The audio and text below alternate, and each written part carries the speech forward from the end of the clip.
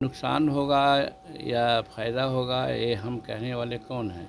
हर को अधिकार है चुनाव लड़ने का और प्रशांत किशोर भी लड़ रहे हैं चुनाव, तो अच्छी बात है वो लड़ें, इसमें कहाँ कोई दो मत है, किसी को रोक है जमहूरियत में। लेकिन यहाँ जैसे दर्जनों पार्टियाँ लड़ती हैं वैसे एक पार्टी वो भी लड़ेंगे, करें तो इसमें रोक कहाँ है भाई। इसमें तो जनतंत्र है, जमहूरियत है, चुनाव लड़ने का सबको स्वतंत्रता है और अगर वो लड़ना चाहें तो लड़ें, इसमें कहाँ कोई दो मत है। जांच होनी चाहिए कहाँ लीकेज हुआ है, कहाँ कमी हुई है जिसके चलते पुल टूट रहे हैं।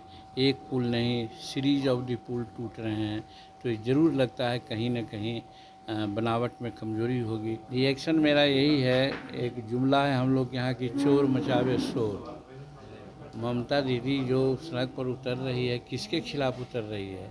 उन्हीं के कार्यकर्ता लोग ने ही ऐसी घटना का अंजाम दिया है, जैसा हमको पता है। बिहार के 4 विधानसभा में उपचुनाव होना है और ऐसे में प्रशांत किशोर ने एक बार फिर से महागठबंधन और एनडीए को टेंशन दे दिए। देखिए, वो ऐलान कर दिए कि 2 विधानसभा पे जो है हम अपना कैंडिडेट उतारेंगे। इसको लेकर के जब सवाल किया गया जाता है केंद्रीय मंत्री जीतन राम मांझी से, तो वो काफ़ी टेंशन में आ जाते हैं और क्या कुछ कहते हुए नजर आ रहे हैं। सबसे पहले आप वो सुने। रिएक्शन मेरा यही है, एक जुमला है हम लोग के यहाँ की, चोर मचावे शोर।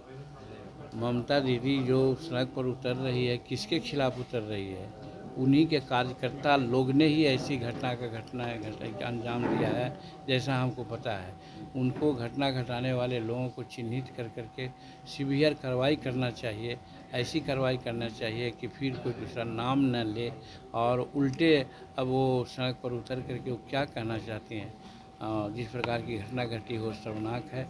देश में हम समझते हैं इस प्रकार की अप्रिय घटना बहुत कम होती है। बिहार के भागलपुर में अगवानी पुल 2 साल में तीसरी बार गिर गया है।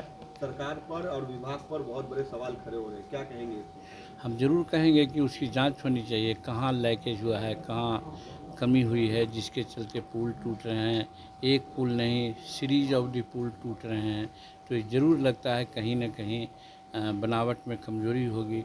इसका जांच होना चाहिए और जो इसके लिए जवाबदेह हैं उसको दंडित करना चाहिए। और फिर इसमें हम एक बार और बोले हैं कि ये क्या है कि इसी साल सारे पुल टूट रहे हैं, पहले पुल क्यों नहीं टूटे थे? तो कहीं न कहीं ऐसा लगता है कहीं कोई राजनीतिक षड्यंत्र तो नहीं है जिसके चलते सरकार को बदनाम करने के लिए इस प्रकार की बातें हो रही है। प्रशांत किशोर बाई पोल लड़ने जा रहे हैं, बिहार में राजनीतिक पार्टी की शुरुआत हो रही है, क्या कहेंगे इस पर? क्या कुछ नुकसान होगा एनडीए को इनके पार्टी बनाने से, चुनाव लड़ने अब से? नुकसान होगा या फ़ायदा होगा ये हम कहने वाले कौन हैं। हर को अधिकार है चुनाव लड़ने का और प्रशांत किशोर भी लड़ रहे हैं चुनाव, तो अच्छी बात है वो लड़ें, इसमें कहाँ कोई दो मत है, किसी को रोक है जमहूरियत में। लेकिन यहाँ जैसे दर्जनों पार्टियाँ लड़ती हैं वैसे एक पार्टी वो भी लड़ेंगे। जनता जिसके पक्ष में अपना मतदान करेगी वो बिहार का या देश का शासन करेगा। 2 विधानसभा पे जो उन्होंने ऐलान किया है कि हम हमारी पार्टी, अगर विधानसभा का चुनाव 2 अक्टूबर के बाद होता है तो हमारी पार्टी वहाँ 2 कैंडिडेट देगी, बेलागंज और इमामगंज की बात की है।